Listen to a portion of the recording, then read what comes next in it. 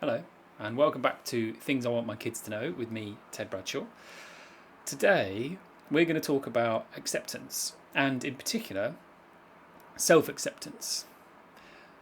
What does it actually mean, and how do you do it? Those are the key things I really wanted to talk about today. It's on my mind for a few different reasons, I think, but in particular because when I think about what I want my kids to know, they're getting a bit older. And, they're moving into, my eldest is moving into sort of preteen stage. And you can kind of already see the conditions that start to come in on self-worth. So whether that's about starting to become aware of the judgments that people have about bodies or about performance, be that academic or sports or whatever it might be, starting to be aware of the different expectations that people might have and feeling better or worse about yourself depending on, I suppose I have no better word than performance. Again, whether that's how well you do in a test or how hard you've worked that day or how polite you've been or whether people have liked you or laughed with you or at you, depending that day, or whether it's about looks. So what I want to talk about is how do you do self-acceptance and what does kind of healthy self-acceptance look like? Because part of it's a balance to strike, right, between unconditional self-acceptance, which we've spoken about a little bit before, of just a consistent and solid feeling that I am a worthwhile human being and that I am worthy of care, I am worthy of looking after, I'm worthy of protection, I'm worthy of love. Even if I haven't done anything today. Even if all I've done today is sit around and eat, I don't know why, what's in my head is Wotsits. Sitting around and eating Wotsits all day, craving some Wotsits now, that I am still as worthy of love and approval as I would be if I'd spent all day, building something or being productive in some way. And yet we all also know that it tends to be easier to feel better about ourselves if we are contributing to our lives or the lives of others in some way. So if I'm looking after myself, if I'm looking after the environment around me, if I'm looking after other people, we tend to feel better about ourselves if we've done something or we've been a certain way. And I think that is normal and to some degree helpful, actually. We're more likely to take care of our health if part of it is we have some expectations of what that means. We're more likely to have a kind of functioning environment around us if we're all have some expectations on how we treat each other, if you like. So the kind of measurement of our worth or the measurement of having some expectations of what I expect of myself or other people is helpful, but it also isn't helpful if I'm not allowed to feel like I'm worthwhile unless I am doing certain things. So healthy self-acceptance falls somewhere in the middle. To have some sense of I am worthwhile, regardless. And to have some of that be dependent upon my expectations. But I should be allowed a day where I can sit around and eat Wotsits and still feel okay about myself, not just overwhelming shame. All right, that's a little bit about why. What does it actually look like? So sometimes I think when we think about self-acceptance, or perhaps self-love is the other kind of term that comes in, we can end up thinking of these quite grand gestures. So particularly when it comes to self-love, it might be I've immediately got like an Instagram post of somebody, having a spa day or having bought a really nice dress or treated themselves to something. Or a picture of somebody in the gym saying, this is my self-love, working on myself, respecting myself. And I think some of that is all true. But when we're talking about acceptance, love in terms of acceptance, I think sometimes that's less grand, or it's helpful to think about it as less grand and dramatic. And it's quieter, it's consistent, and it's warm and quite strong in a gentle way. So just if we think about how we accept the other people in our lives, or the things that are happening around us. So let's start with the people in our lives. If you imagine somebody that you love in your life, and you love in an uncomplicated way, there might be a few of those, your best friend, or if you've got children, one of your kids, or a family member, or anybody else, I suppose, a partner, maybe even a pet. How do you love them?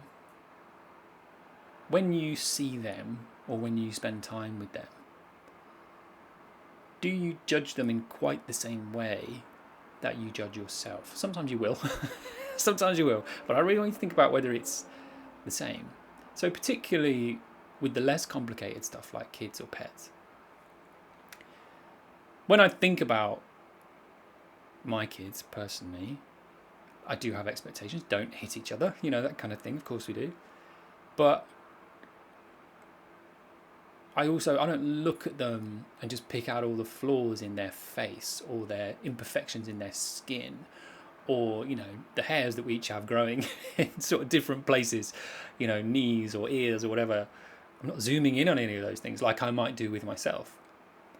I am not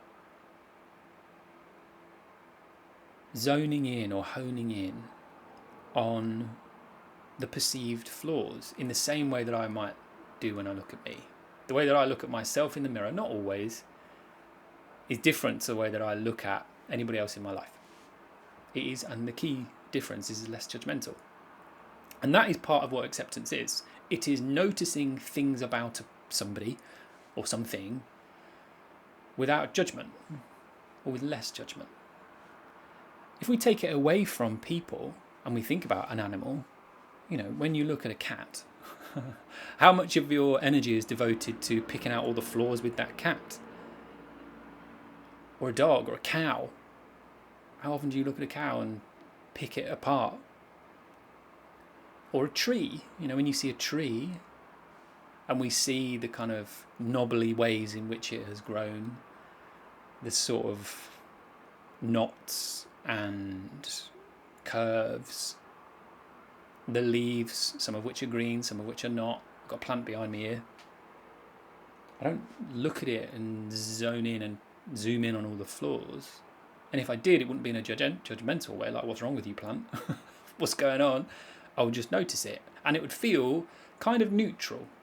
Or it might even feel positive in a kind of warm way, in that when you notice something, just in the noticing and not having to judge it, you can perceive some of the beauty there. I know I'm getting a bit philosophical today. I'd like to name that, really, because some of this approach that I'm going to talk to you about, we use in therapy, but it's been around for a long time. It kind of comes in part, it's not exclusive to, but one of the places it comes from is kind of Buddhism and philosophies from that kind of area, which is the idea that suffering comes from the judgment. It comes from the fighting against, wishing about, and judgment of what we are observing, rather than just observing for observing's sake, from noticing things and accepting that thing as the way that it is.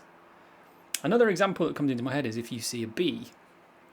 If you would see a bee sort of hopping from flower to flower, just think about watching a bee, depending on how you feel about bees, I suppose. But I'd tend, in noticing it, again, I'm not picking apart that bee and going, hold on, you've been at the nectar, haven't you? I'm just, there it is, there's a bee. And in noticing the bee, or we saw a caterpillar in the garden the other day, orange and black stripes, you are able to feel a little bit of connection or wonder, either with that creature or with the world around you. Just for a moment, you are watching something that is real. You are paying attention to something that is real and in the real world. You're not lost in your own head. You are just paying attention to it. And when we go into judgments about things, that's when we get lost in our own head. So, if we were to take that and apply it to yourself, what you might do is practice looking at yourself in the same way that you would look at a tree or a bee or a cow or somebody that you love. One more example that comes into my mind quite a lot is a grandparent. I think a lot of the time, from quite early on, I think, we're sort of trained to pick out flaws in the way that we look. So notice wrinkles. I'm sitting here talking about this as a bloke. We get more of it these days than we used to, but particularly for women and girls, trained to be on the lookout for those things and to criticize them or perceive them as bad. But when you think about an older person who you love, are you doing the same when you look at them? You might notice the wrinkles. You might notice, I'm particularly thinking about one of my granddads, like, how your ears get really big, or the immense ear hair that I'm starting to get already, or the wrinkles, the baldness, whatever it is. You'll notice it. Do you judge it? Do you judge it in the same way that you judge it for yourself? Probably not. Sometimes, in fact, in noticing how they are and the way that they look, you feel warmth and you feel love. And sometimes we lose the capacity, or maybe we didn't even start with the capacity to do that for ourselves. I think I retract that. I think we do start with the capacity. It gets knocked out of us somewhere along the way. Toddlers can wonder and marvel at their own toes. When was the last time you marvelled at your toes? So, how might you practice this? Let's start with looks. So when you look in the mirror. So I'm looking into a camera right now and I can see myself, see an image of myself on the screen. And I'm looking myself in the eyes.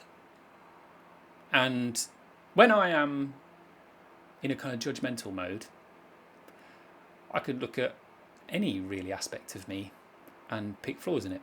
So I could look at my nose and I could be unhappy about the pointiness of it. I'm very aware of the fact that I'm getting nose hairs these days. Can't quite see it on the camera, but I know it's there and I could zoom in on it. I'm generally not happy with my eyebrows. They're getting really long and wiry to the point that they start to droop down sort of over my eyes. My pink ears. The absolute incredible shine that a light produces off the top of my head. And I could be judgmental about any of those things. Or I can practice just noticing it. There I am with nose hairs. There I am with a nose that points a bit. There I am with my long eyebrows. There they are. There's my ears looking a little bit pink. And I'm just observing it and noticing it and trying not to be judgmental. Just noticing it for what it is. And when you do, I don't know, I've been doing this for a while, so perhaps it's happening quicker for me than it might for you when you first start. But I actually tend to feel a little bit more, it's not only neutral, it's kind of warm. Aren't eyebrows an interesting thing? What makes my ears go pink? It's interesting, isn't it? Isn't the human body an interesting and wonderful thing? Even nose hairs, how do they happen? What happens there? What a marvel that your body can produce hairs, things that you could then get rid of and then they'll come back. It's a different way of looking at yourself. Now, you might practice it to begin with and there might be a lot of noise in your head. The judgments are there. So let's say you tried it and you looked in the mirror and straight away there was voices shouting in your head with loads and loads of judgment. The point isn't to get this immediately right straight away. And there is no right, I suppose. But just, it's okay if you don't find it easy. But to practice taking the same approach as if you were looking at a tree, if you were looking at the face of somebody you love, how would you look at them? Just in that neutral and non-judgmental way. There it is. There's my body. There's my face. And if you notice the judgments kind of coming up, to do the same with them. There's the judgments. I know them. I'm familiar with you. I've heard you before. There I am, offering judgments towards myself. I can see you. I can hear you. And then I can invite you to step back for a minute. Because I'm busy. I'm busy looking at myself without judgment. Like David Attenborough. Put on the voice if you like. I don't think I can do the voice, but it'd be something like, this particular I can do it. This particular species of male has developed pink ears. This works through, I don't know how I'd carry that on, but it helps me get in the mindset of it. I think that would help. You can do it not only with looks, but other aspects of yourself. So we tend to be judgmental about other aspects of ourselves. Our ability in things, our ability to dance or not, our ability to sing or not, what we have done with that day, whether we have succeeded in a task that we had set ourselves. If a lot of that comes with judgment, we can practice an accepting way of approaching it instead. So rather than,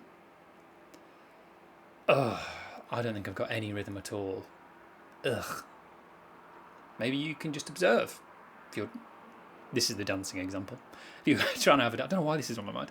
If you were trying to have a dance, but you were too self-conscious to in your own head, to be able to just observe it. Like, this is how my arms are moving. I'm not going to do this on camera. Let's just leave that. I appreciate that I'm talking about this self-acceptance thing, but maybe another time. You can notice how you're moving. You can pay attention to not being too judgmental of it, and just, this is how I operate. You can say to yourself, if you like, I am not the world's greatest dancer. And you can say it with less judgment, that is okay. You can say that about your ability to do other things. Or if you had a day where you didn't achieve what you wanted to achieve. Today, I have sat around and eaten Wotsits. That is very different in tone to today. All I've done is sat around and eaten Wotsits. It's the nature documentary tone of it that we're aiming for. Less judgment, just an observation. This is what's happened today.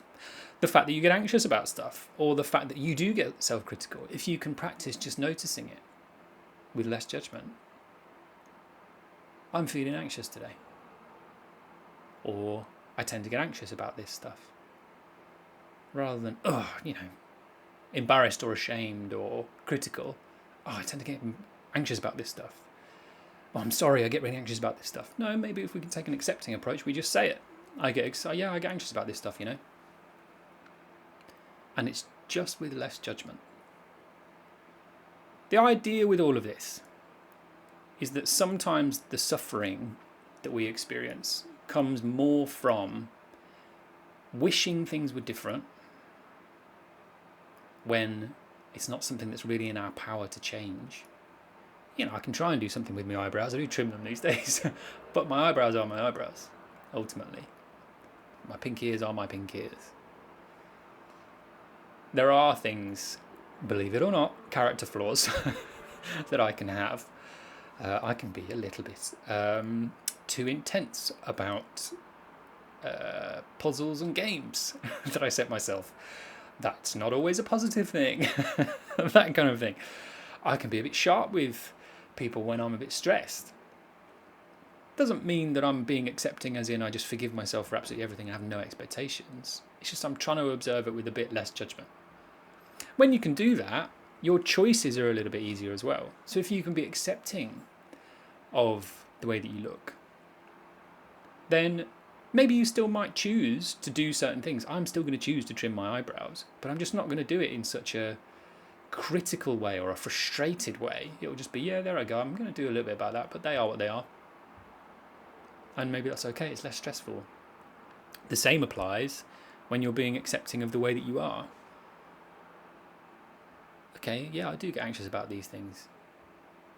And maybe if I'm being accepting about that, I can choose whether to try and work on it and become less anxious about it, or to say, yeah, I do, and actually I don't really want to engage in it, and that maybe that's okay. Or if it's about your ability in something, I don't know, finding it harder than other people do to read, for example, rather than being apologetic about that or critical about it, just to be able to say, I read a bit slower actually. Yeah, I tend to find it hard. Less judgment. Then maybe your choices are a little bit easier. You can choose to do something about it, and you can choose to not do something about it. You can choose to help yourself, is another aspect of that. Suffering comes from the judgment and from the fight against the way things are. Looking at the way that a tree grows and wishing that it was growing differently, we don't do that quite as much. We accept it the way that it is, and if we choose to do something about it, then grand. But there's less wrestle and less fight in our minds about it. That's the thing I'd like you to have a go at, is observing in this neutral way, the less judgmental way. It takes practice. It's not always easy, but it's really helpful. And I think you can hear in my voice probably that it's quite a calm thing to do. It isn't grand sweeping gestures. It is a quiet, calm way of giving yourself something that everybody deserves. Just a bit of acceptance. Thank you for listening. Hope it's been helpful. As always, you can find more either in the back catalogue, or if you're up for it, getting some bonus material by signing up as a subscriber. All of the information for all of that, or where to find more about me, is in the show notes. I'll see you next time.